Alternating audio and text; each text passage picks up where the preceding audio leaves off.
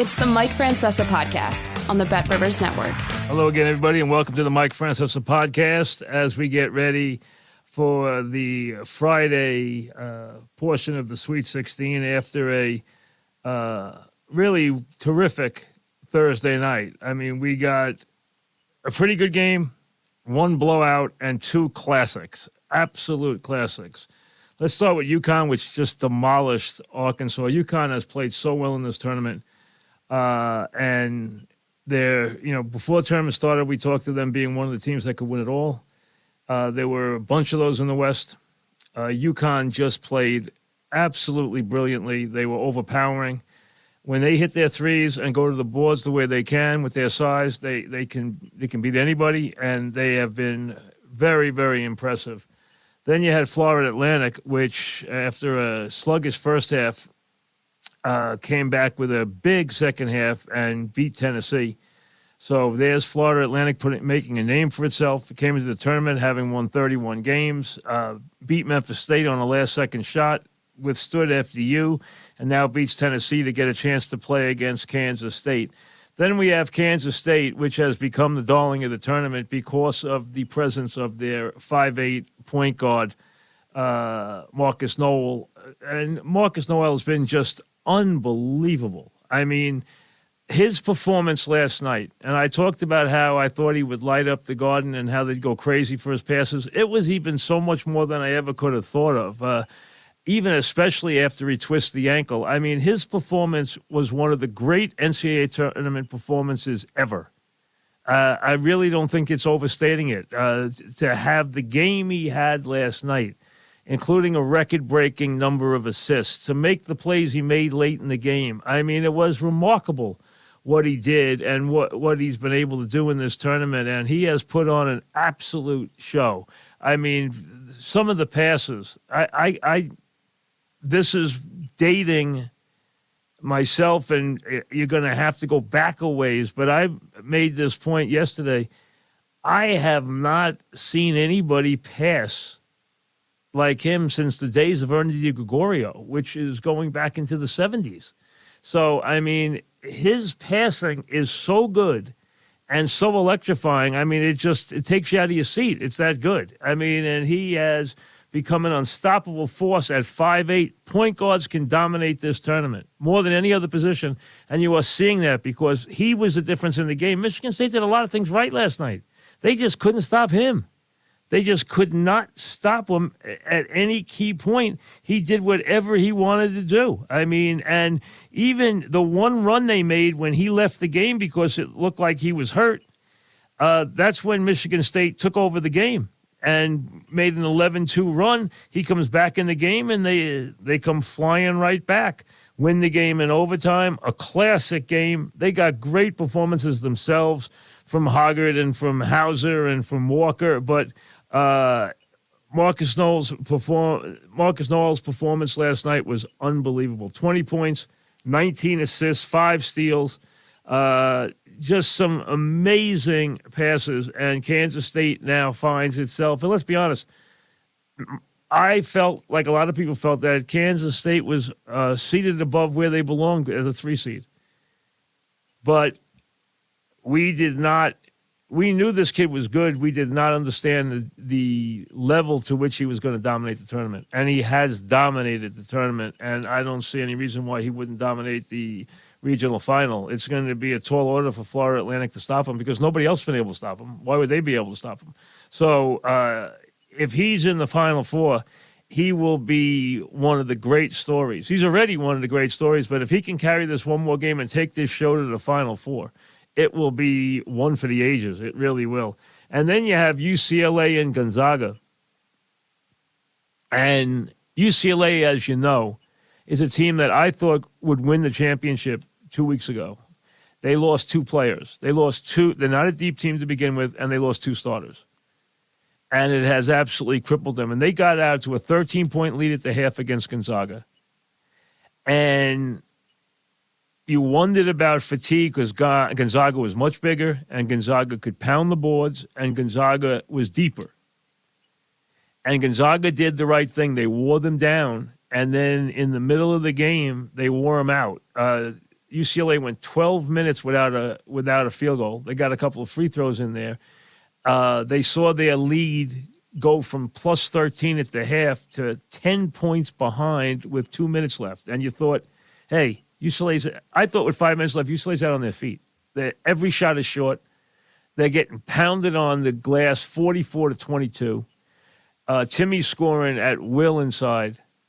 I thought, hey, they ran out of gas. There's nothing they can do. They're just short players. They didn't have a bench, and they lost 2 key players, including the defensive player of the year, their number 2 rebounder, their big man. They lost everything.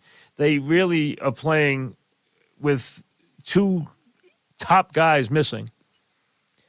And then they make a stand that turned this game into an all-time classic. I mean, they make a stand from 10 points down with 2 minutes left to where they take the lead with 12 seconds left on a 3. And now you're like, UCLA is going to pull this game out. This is going to be one of the great wins of all time. And then they hit a 30-foot 3 and win the game. Gonzaga comes down. It was a play that they felt very comfortable with. They talked about after the game how it's what they wanted. They said, we practice this play in practice all the time. We're very comfortable with Strother taking it. He's a big three-point shooter. Last night he was 3 of 8 from 3 for the game, and he knocked down that last shot from 30 feet. And, hey, that was the game winner. They came up the court. They got the ball stripped. They hit a free throw with 1 second left. UCLA actually got a 3 off. They ran a really good play inbounding with 1.7 left, and Campbell actually got a very good look from 30 feet, and it's back rimmed. So they could have sent the game into overtime at that point, because down the stretch, Gonzaga did miss some free throws, and take that into account when they play UConn, because they did miss a bunch of free throws down the stretch. And the one thing neither team, UCLA or Gonzaga, does, and the inside game in this game is going to be fascinating. Absolutely fascinating. Because of what Gonzaga has and what UConn has.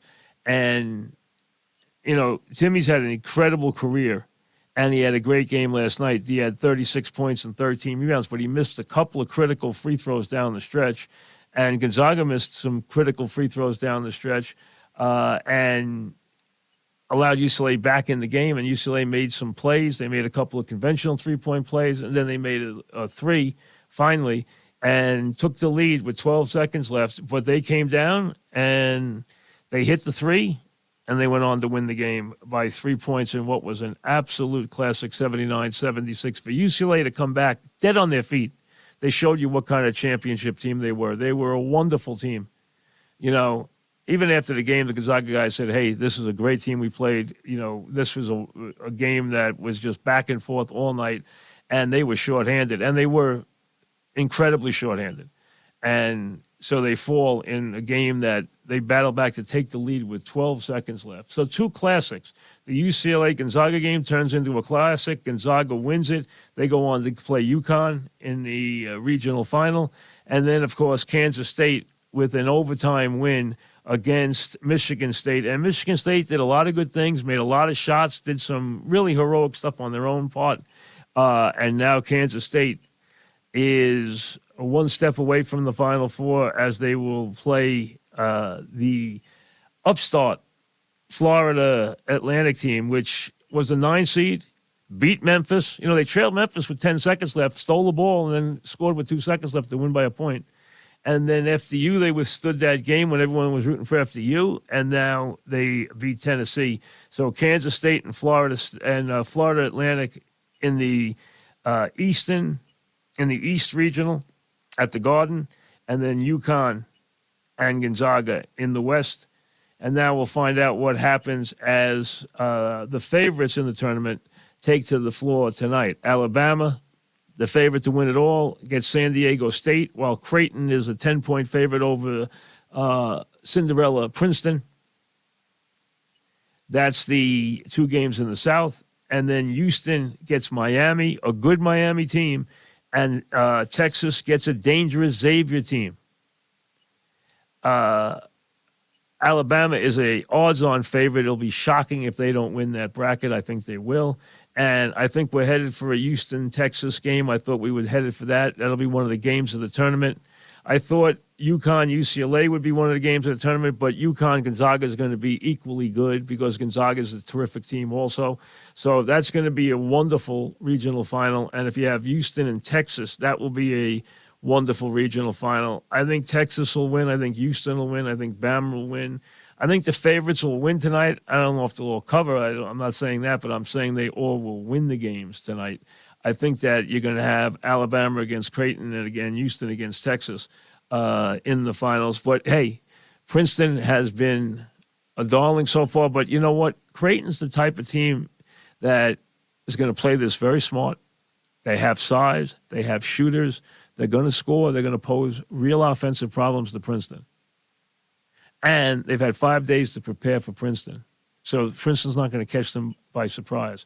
San Diego State is going to have to prove it can score against Alabama's defense. Alabama can beat you on both ends of the floor. They're one of the teams that can beat you offensively and beat you defensively. Houston can do that, but Houston's offense isn't as good as Alabama's. Texas can do it, but their offense isn't as good as Alabama's. But those teams can play defense on a very, very high level. And UConn has shown right along, no team in the tournament has been more impressive than UConn has been. And UConn is a team that is gaining a lot of respect and a lot of attention in the tournament. And right now, I think a lot of people are jumping on the UConn bandwagon and thinking UConn has a very good chance to win this thing. And why not? They're playing great. You haven't seen Alabama give you their best game yet. Houston gave you their best game in the second half when they trailed Auburn by 10 with 2 players hurt, including their first-team All-America, Sasa. And they came back and played one of the great second halves that you'll ever see in the tournament, putting forth an incredible performance, scoring 50 points, almost beating them by 30 points in the second half, putting on really an incredible show in that game. And, it was a game that just hadn't impressed everybody. I thought Houston was in big trouble. I thought they were banged up, and I thought maybe they didn't think they could get it done. And instead they go out in Birmingham, which is home country for Auburn. Auburn has a great first half. They have a 10-point lead, and Houston goes out and goes 50-23 on them in the second half. And as impressive a half as you could play. So we've seen it in spurts from Alabama. We've seen it in spurts from Houston.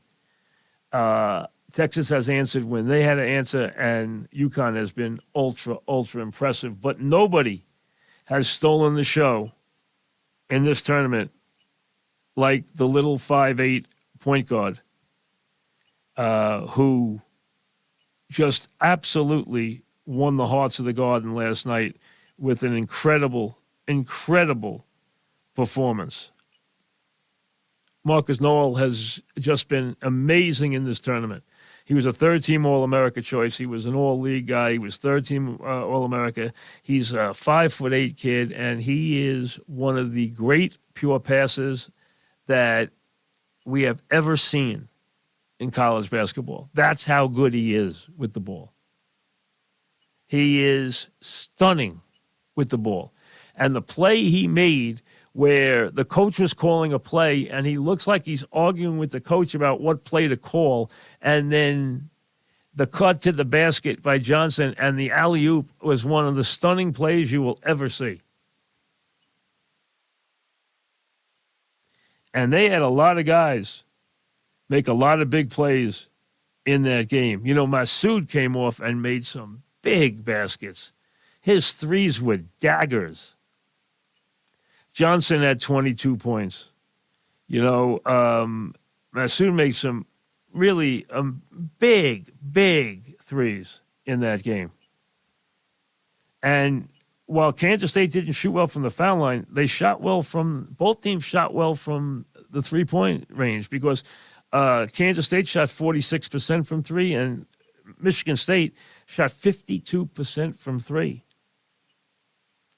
And Michigan State shot 50 from the floor. They shot 80 from the foul line. They shot 52 from three, and they still lost. They lost because they couldn't stop a 5'8" point guard who was a magician. So that's where we are. We are another step closer to a Final Four. And like I said, UConn, very impressive. Kansas State, ultra impressive. Gonzaga wins a classic against UCLA. And Florida Atlantic just keeps on winning. Just keeps on winning. And puts forth another impressive performance with a good second half against a very good Tennessee defense. They had trouble with Tennessee in the first half. Tennessee tries to get you into an ugly game. That's what their game plan is. They want to get you into an ugly defensive game and slug it out. And they had that in the first half when they were up 27-22, but then Florida Atlantic outscored them 40-28 in the second half. You know, made some threes when they had to. These games, you know, nobody shot well in that game, but the bottom line is they made some plays and they took the game away from Tennessee in the second half and went on to a victory. So very impressive showing for Florida Atlantic.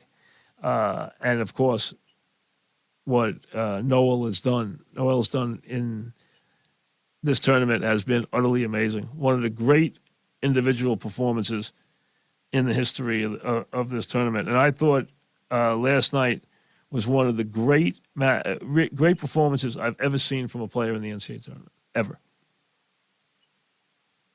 Remember, for all of your wagering needs during the tournament, at the start of the baseball season, if you want to, bet who's going to go to the World Series, you want to bet who's going to win a batting crown, you want to bet who's going to win the Cy Young Award, who's going to win the home run title, whatever you want to wager on, or just daily wagering, Bet Rivers in New York and New Jersey, Play Sugar House in Connecticut. So go there for all of your wagering needs.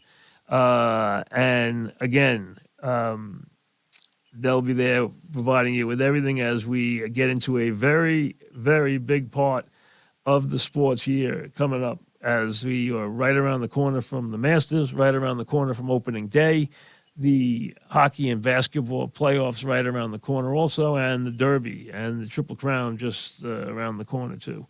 So really a busy time and a good time to connect with the folks at Bet Rivers.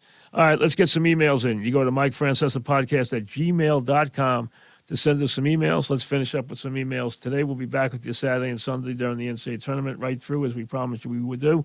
All right, Patrick starts with, we see teams win championships without their best overall team under a great coach. Would this Gonzaga team be an example of that?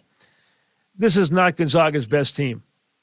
Gonzaga's always has fallen short. This team is dangerous. I thought there were 4 teams in the West that could win the title. UCLA, Gonzaga, UConn, and Kansas could all win the title before the year started. I thought there were 4 teams in that bracket, and no other bracket had more than 2 teams that could win the title. But they had 4 in the West. And UConn has shown that. Kansas wasn't there, where their coach wasn't there.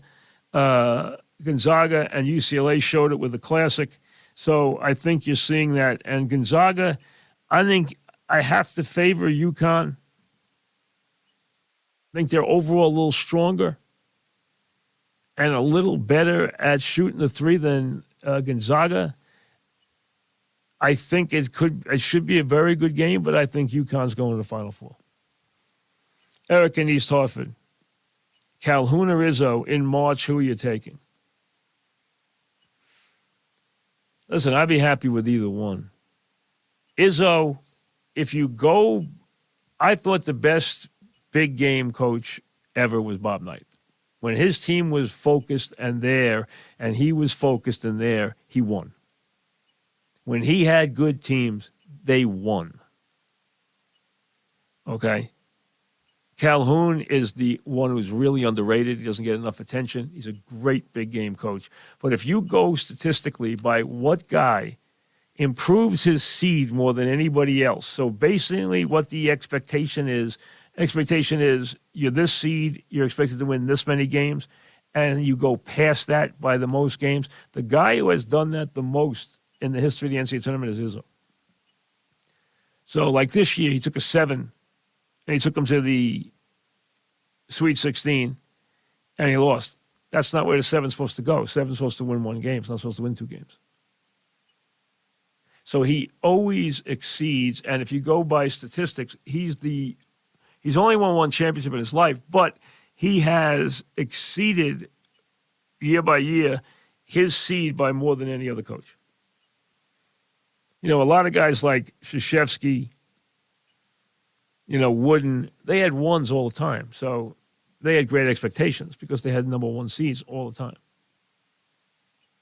But I'll take Calhoun or Izzo, but the guy who does it the best as far as just game in, game out.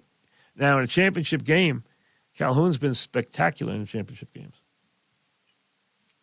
Stephen, most Knick fans would view a first-round victory as a successful season. Anything beyond that would be playing with house money. I agree with that premise.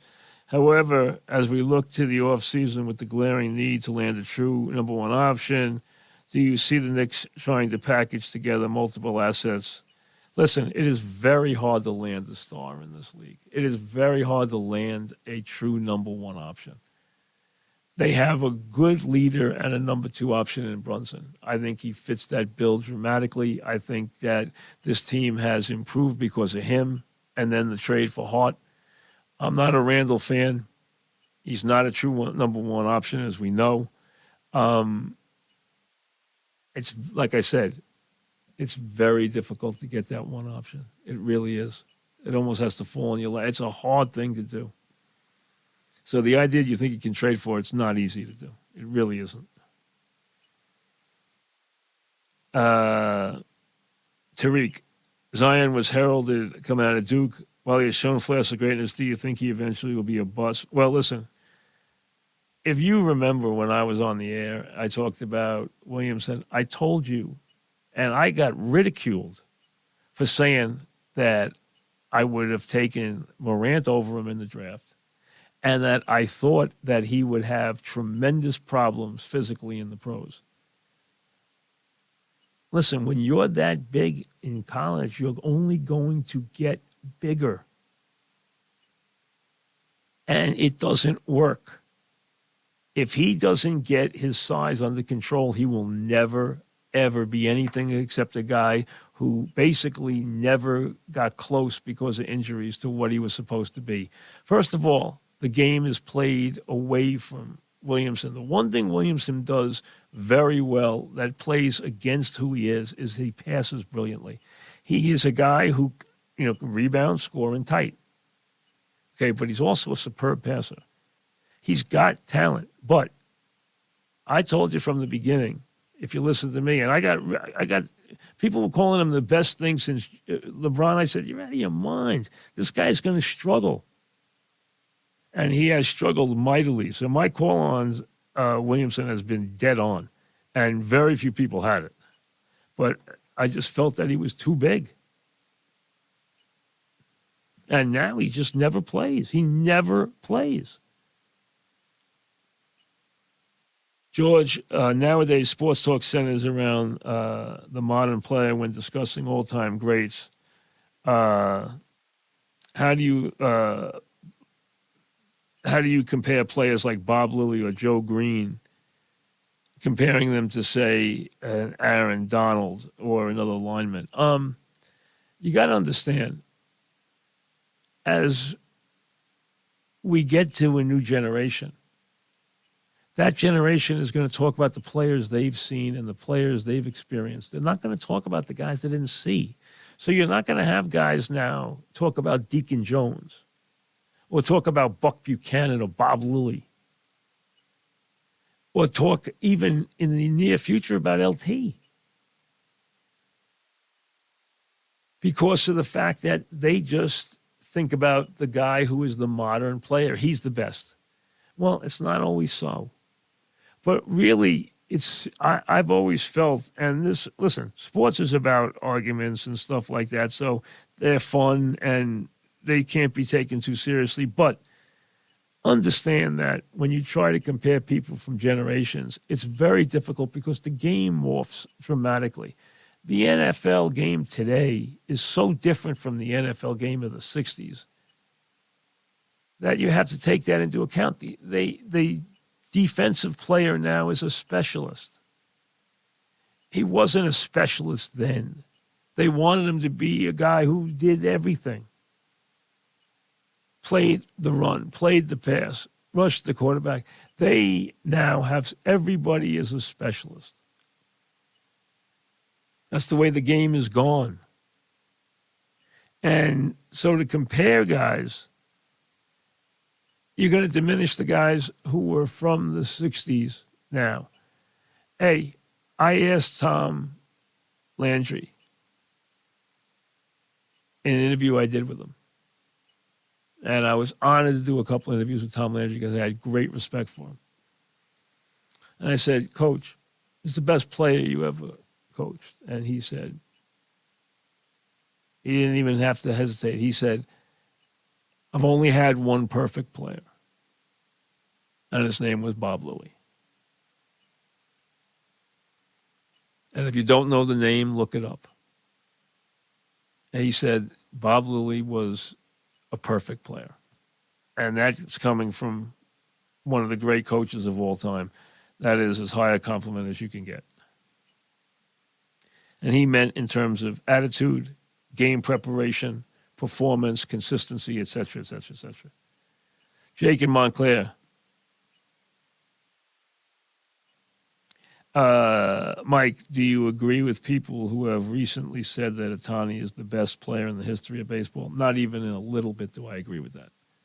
I don't think he's done anywhere near enough to be called that. I think that is ridiculous. I'm sorry. You know what?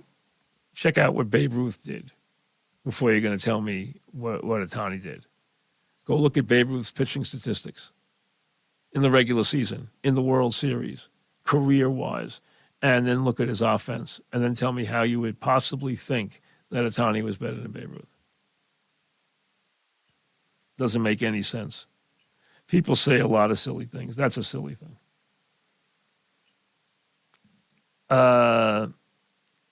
This is from Kyle. What do you think is a more impressive achievement? The Bills making 4 consecutive Super Bowls or an NFL franchise winning 1 Super Bowl? Making it to 4 straight seems so improbable now. I know that coaches